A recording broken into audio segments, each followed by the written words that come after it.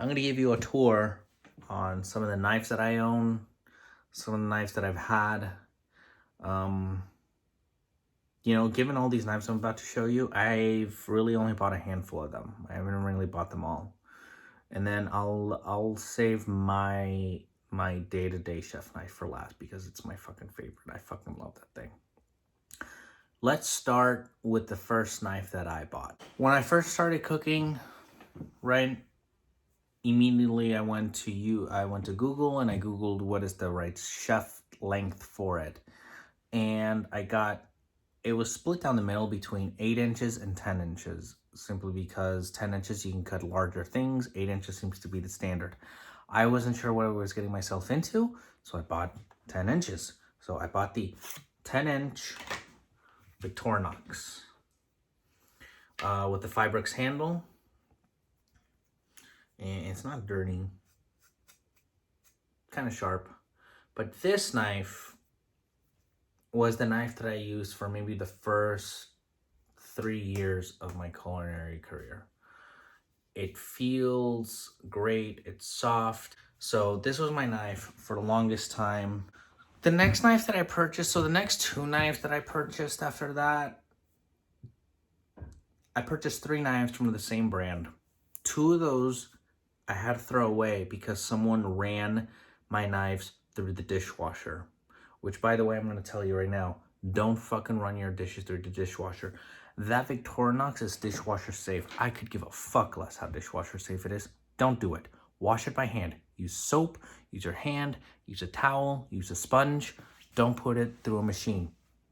Because what happened with mine is, during the drying process, the handle cracked.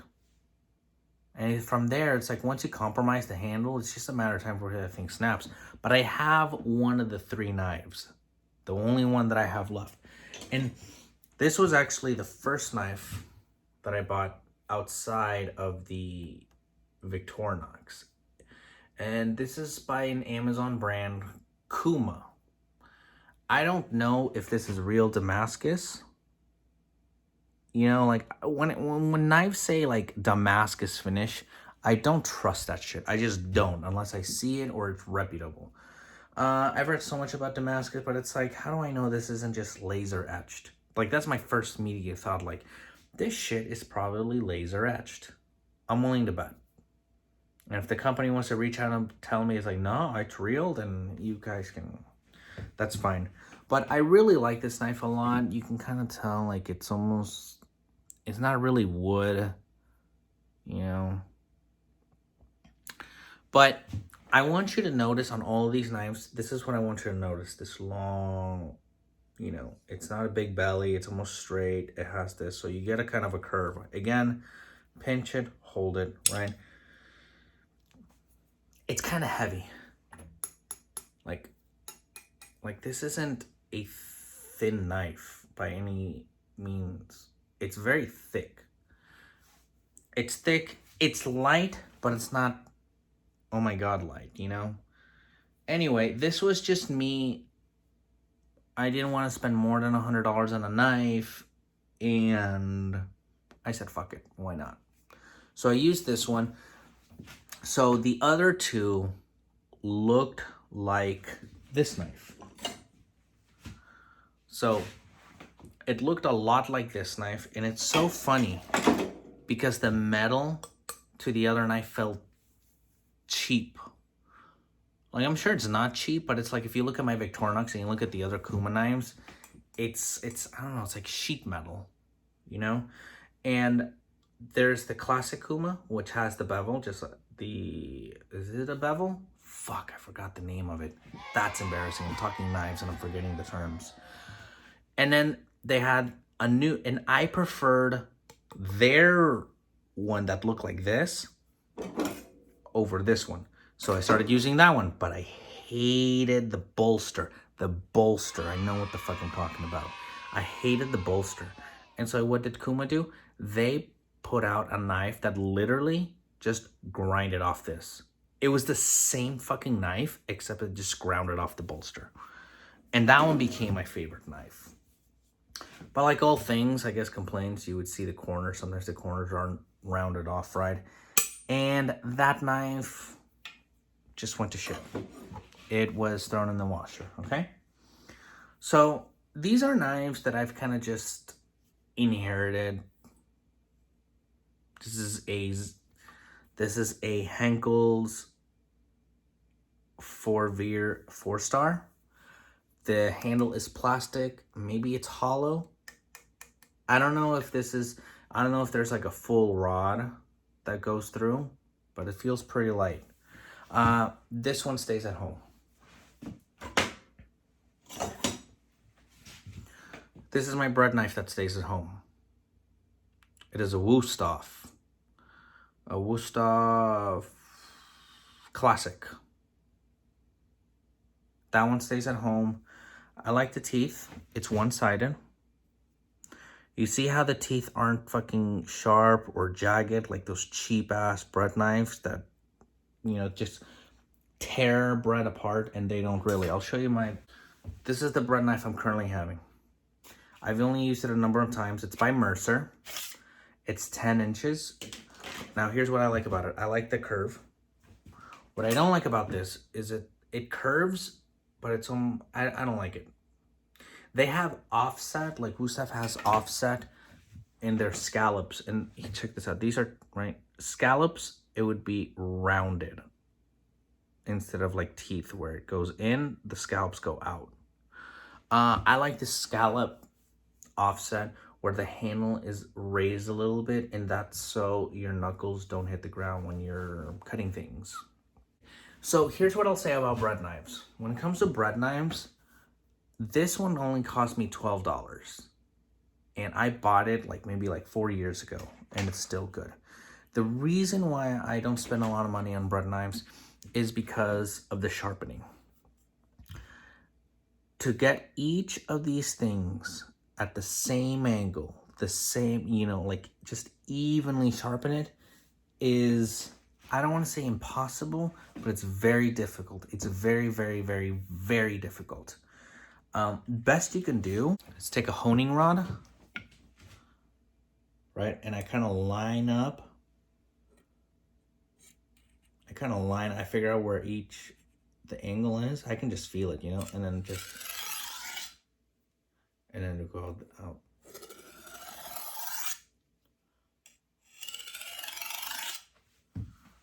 So what ends up happening over time, it'll just smooth out. It won't be as good. And then you just go and buy another one. This is my second bread knife that I own. The first one was a Victorinox bread knife. And that thing was great. I have no complaints about the Victorinox bread knife. I would have gotten it again, but it busted. It got really smooth, and it just didn't really hold a sharp edge like that anymore. So I think for me, until I'm proven otherwise, I would say bread knives, buy them cheap, and just toss them when you're done with them. So check this out. It's funny. So this is a classic Wusthof Classic paring knife. Look at that belly. Look at this one. Same knife. Look at that. Fucking belly gone. A chef let me borrow this the day before it was my last day, and I forgot to give it back to her. Sorry, Chef Stacy. And I was learning, again, I was still learning to sharpen, and I did too much. I took too much from right here, and so it did this weird thing. And so in my head, I'm like, well, I already fucked it up. It's not mine. I don't know where the chef went. And so what I did is, you guys know there's certain Japanese knives that are just straight. They look like this, but it's straight. So I kind of wanted to do that. To be honest with you, I don't use this knife ever. I have no use for it. But it's there. I just feel bad throwing it away. But this is what it's supposed to look like. Something I have at home. This next knife is my favorite knife to have at home. And that's a Henkel's Classic. So you got the 3. You got that nice black handle. It's full tang. It does have the bolster, which I don't like, but the thing that sold me that I liked is that belly. As time went on, I started to realize that I'm not a fan of the push slice. I really like a nice rocking. I love that. And I really love this knife. And then, this is a knife. A cook bought this knife at my restaurant. And then before she left, she gave it to another prep cook. And then that prep cook, I don't know what happened, just didn't work there for the longest time. And so my chef was just kind of cleaning out the place. And he's like, here, you want to take this one home? I'm like, sure. It is a Zwilling Pro 7-inch Santoku. It does not have the dimples. But what really sold me on this is the first time I realized, like, this is the fucking brand I want. What really sold me on this was, one, I love the way it's this beautiful, smooth transition. I like that it's just this classic. Look, just look at that. Just right there. Nothing fucking fancy, nothing crazy. Just, you know, the pinch grip technique just feels amazing. I wish you could feel this. But again, you could feel this and be like, fuck out of here. Trash. I get it. But this, the little Santoku, chopping veggies with this thing, that beautiful fucking belly. Yeah, this was like, I kept thinking, if they made an 8-inch fucking knife like this, I'd be fucking stoked. We'll get back to that in a minute. This was one my friend Aaron gave to me.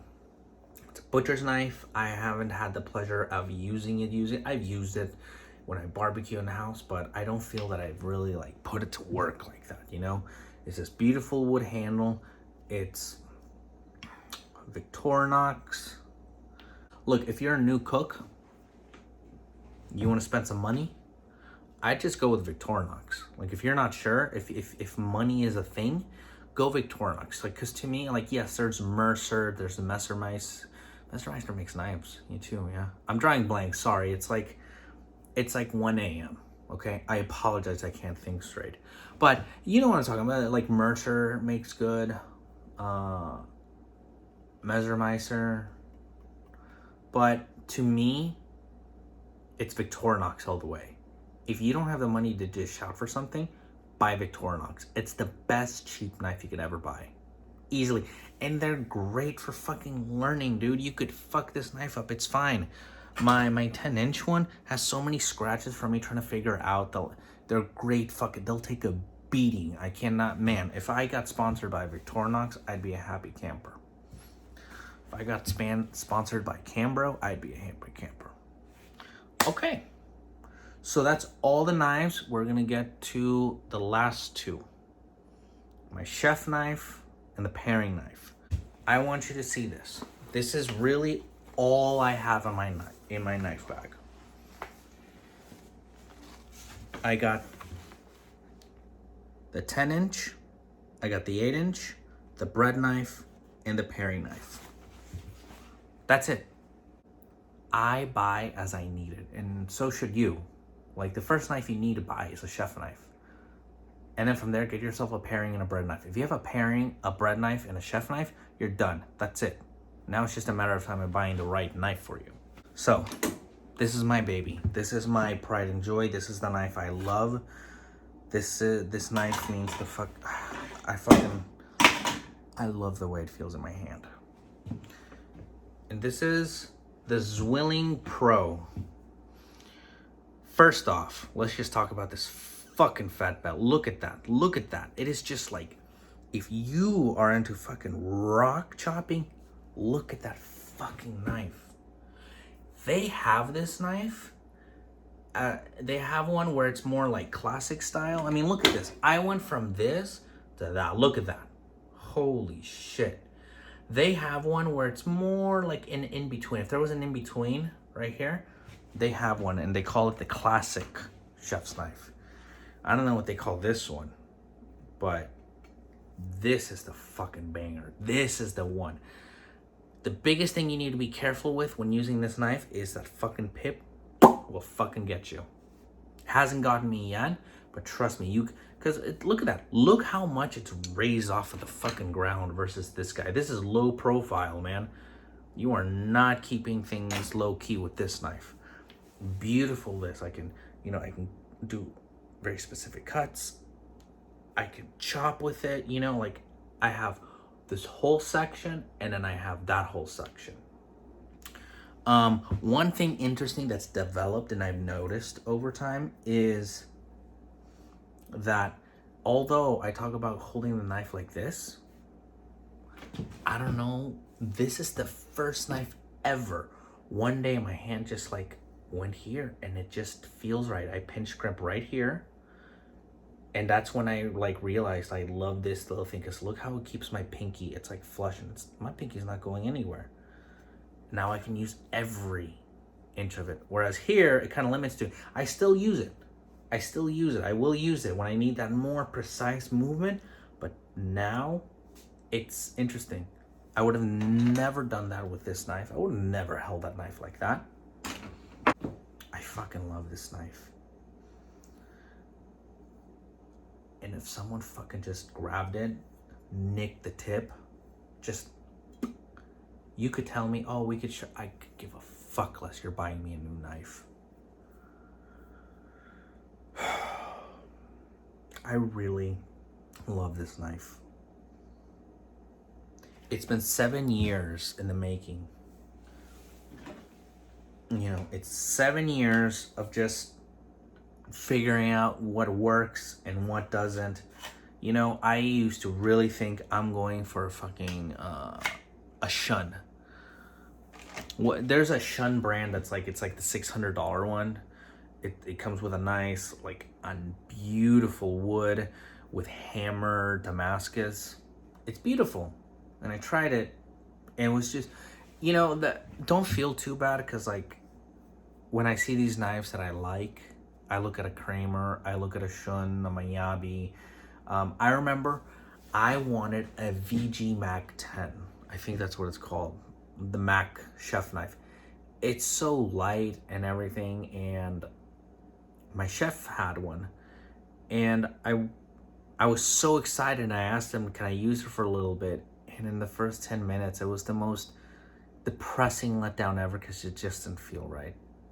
And then I was like, well, back to the drawing board. Figure something out. And yeah, I was just looking up this knife. I wanted to see what the rest of the series looked like. And so, look, when I saw that curve, it's over. It was fucking over. They have a 10-inch version of this knife. Bet your ass I'm gonna buy that shit. And guess what? I loved it so much, I went and got the 4-inch. Look at that. I've used it a couple times. Buddy, look at that beautiful fucking curved belly. This tip just... Listen, guys. Knives are a personal thing. Knives are more than just a tool to a cook. You don't choose your knife. The knife chooses you. And it becomes this bond, this beautiful thing. It transcends just a thing, It really is a part of you. When you're at work, you're spending hours with that thing in your hand. And if that shit just doesn't feel like an extension in your hand, what the fuck's the point? You might as well be cooking with your less dominant hand, because that's what it feels like when you work with other knives. Can you imagine someone just grabbing this knife, not knowing? Look, it's just saying sentimental value, totally valid. But this is only $150. The little paring knife was, I don't know, like $80. I don't remember. You got them on sale. But it's not about the price. 7 fucking years, all these knives led me to this knife. And for some asshole just to come and pick it up, use it in a way that's not appropriate, drop it, chip it, who the fuck knows, put it in a dish pit, That's unacceptable, and that's fucking rude. All these knives were blind buys, and by blind buys, I'm saying that I didn't go to the store and felt them. The only reason I knew that 8-inch was gonna work is because I already had this. This is for reference, and I love the handle. Like I said, if this brand had a knife, a chef knife, with this, yeah, I think I'm set. So yeah, I think that's that kind of basically covers it all. I love my knife, man. What more can I say? Find a knife that makes you feel the way I felt throughout this whole video. Straight up. All right, guys, have a great service.